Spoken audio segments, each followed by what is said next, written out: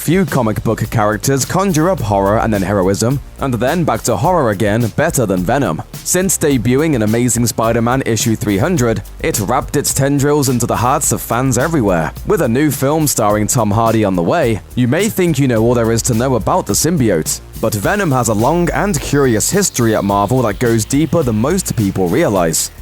Fan-made.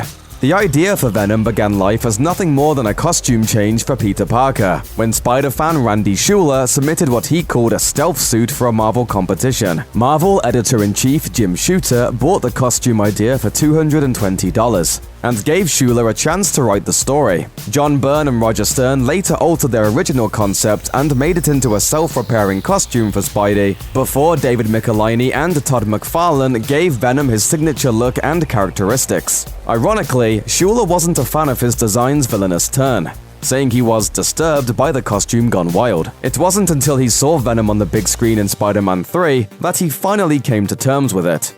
Grandpa Venom. In Amazing Spider-Man issue 333, Venom goes toe-to-toe with the villainous Styx and comes out on the losing end of the battle. Venom disintegrates, Eddie Brock goes to jail, and for a while it seemed like the symbiote had met its maker for good. But of course he comes back. Venom returns to break Eddie Brock out of prison in Amazing Spider-Man issue 345, and he left something behind. A homicidal bundle of joy named Carnage, who bonded with convicted serial killer Cletus Cassidy in Amazing Spider-Man issue 361. Cassidy is gone. There is only Carnage! Roughly a decade later, Carnage made Venom a granddaddy symbiote, bearing and then trying to kill its own Rugrat, Toxin, in Venom vs. Carnage. After Toxin's first host was killed, it found yet another kindred spirit in who else but longtime host Eddie Brock, who got the pleasure of hosting 2 generations of symbiote. Video game upload. Marvel got super meta in 1995 when it released Venom Carnage Unleashed, a comic about a game that's based on a real-life video game called Maximum Carnage. The 4-issue story finds Carnage using the game's server to upload himself into phone lines, because, you know, internet in the 90s. Naturally, Venom joins the hunt for the cybernetic symbiote and eventually wins the day. Considering dial-up speeds at the time, the biggest twist is that Carnage managed to upload so much as a finger before the story ended. Venom for sale. For Venom fans, there's really only one true host, Eddie Brock. But before becoming Venom's host, Brock was dying of cancer, and when Eddie's cancer returned, he chose to make a few changes to his vigilante lifestyle. Brock decided the best way to be rid of Venom was auctioning it off for charity in Marvel Knight Spider-Man issue 6. Nothing could go wrong with that plan, right? The suit ends up with Angelo, the son of a local mob boss, who proceeds to slaughter several of Peter Parker's classmates. Great decision, Eddie. Identity crisis.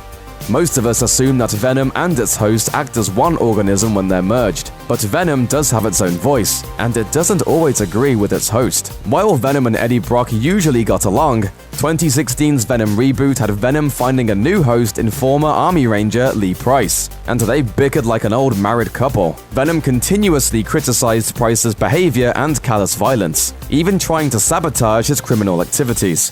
Of course, when Spider-Man teases it with a reunion, Venom reverts to its rage-filled state. Way to crush all that character development, Spidey. Very uncool. Lady Venom.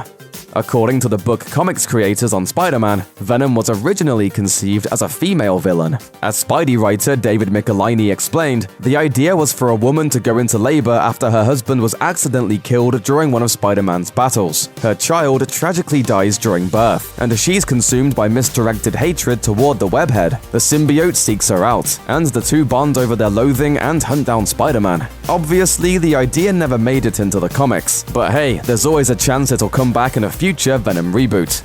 Deadpool wrecked Venom's mind. Comic book companies love to mess with continuity, and that goes double for the writers of Deadpool.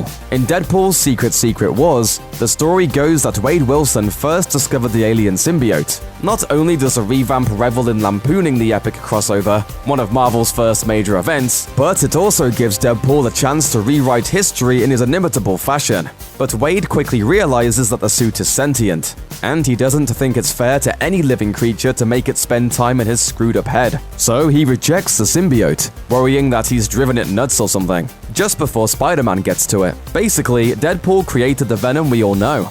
Natural predator. When you're a symbiotic life form, life is pretty sweet. For the most part, Venom really doesn't have much to fear. However, the symbiotes do have one known predator. In the 1996 miniseries Venom the Hunted, our friendly neighborhood conjoined anti-hero was stalked by a xenophage, an alien species with a taste for symbiote host brainwaves. Xenophages are particularly dangerous because they transmute themselves into other shapes. At one point, it even hid out of the china cabinet, of all things.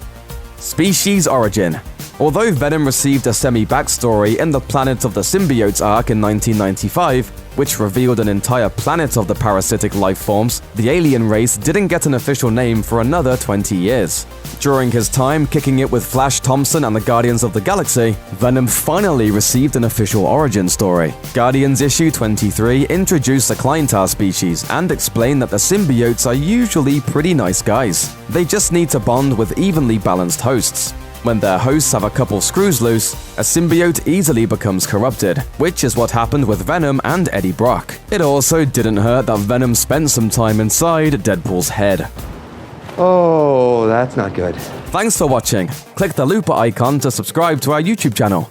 Plus, check out all this cool stuff we know you'll love too.